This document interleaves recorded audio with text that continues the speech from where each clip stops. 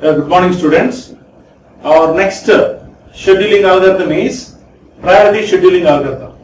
Okay, till now we have been discussing about different scheduling algorithms. First, we have discussed FCFS, first come first serve. Next, we have discussed SJF, shortest job first. Third, we have discussed shortest remaining time first. Third one. Fourth one, we have discussed round robin scheduling algorithm. Coming to the fifth one is priority scheduling algorithm.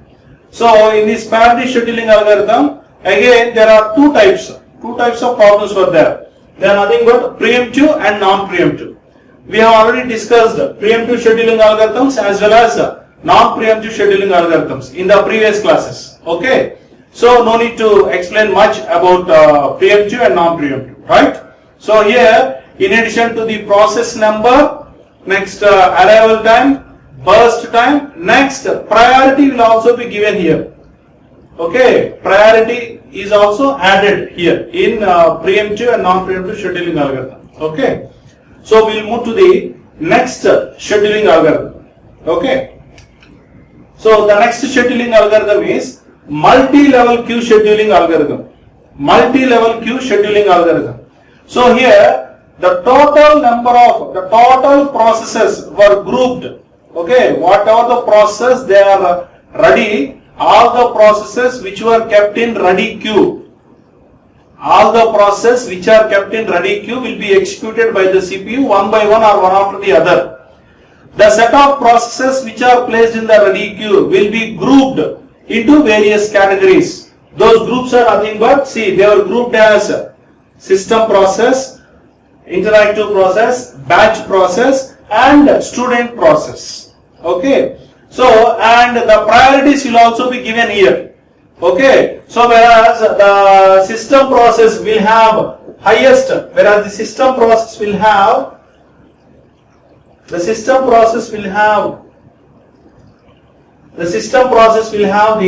highest priority, whereas interactive process next highest.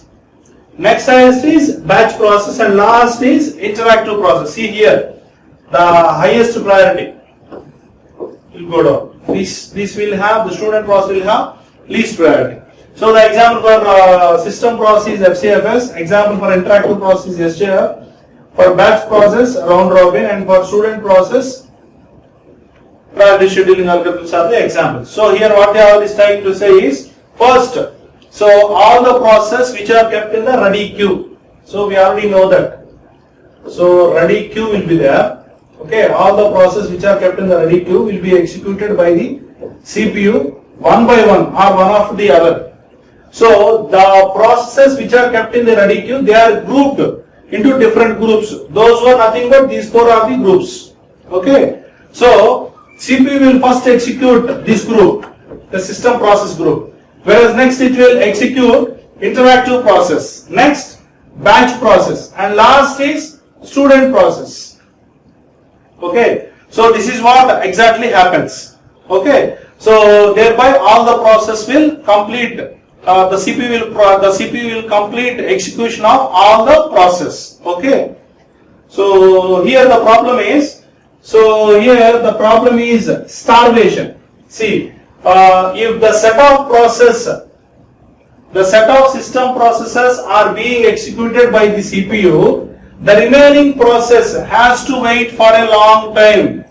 Okay, see here we already discussed in the ready queue there will be number of processes and all the processes will be grouped as different categories like system process, interactive process, batch process and student process. So here, since the system processes is having highest priority, CPU will start executing these processes first. So when the CPU is executing the set of process present in the system process, what happens is the remaining processes present in these three groups, that is interactive process, batch process and student process, these three processes will feel with the starvation or will suffer from starvation. So that is the main drawback in this scheduling. Okay, so next we will move to the next one. So the next and last one is multi-level queue feedback scheduling algorithm. Okay, so here we have different levels, level 4, level 3, 2, 1. Okay, so what happens is, first,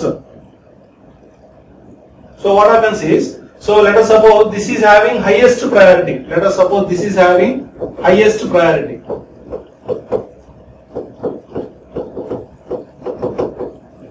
So what happens is, first the set of processes or the tasks which are present in level 4, these will be executed first.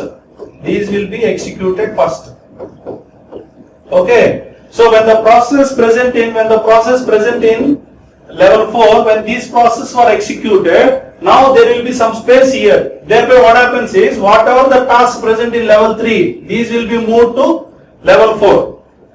Okay. Similarly, when there is gap here, because these processes are moved to the level 4, so thereby here there will be some gap. So what happens is, so whatever the process present in level 2, these process will be moved to here. Similarly, so this gap will be filled by these process. Okay. Now again this process will be executed, and here there will be some gap, and these process will be moved to here, these will be moved to here. Similarly, next these will be moved to here. Like that.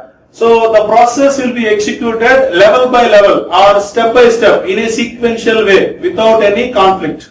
Okay. This is about multi-level queue feedback scheduling algorithm. Okay, right? Okay, fine. So with this, our second unit is over. Thank you.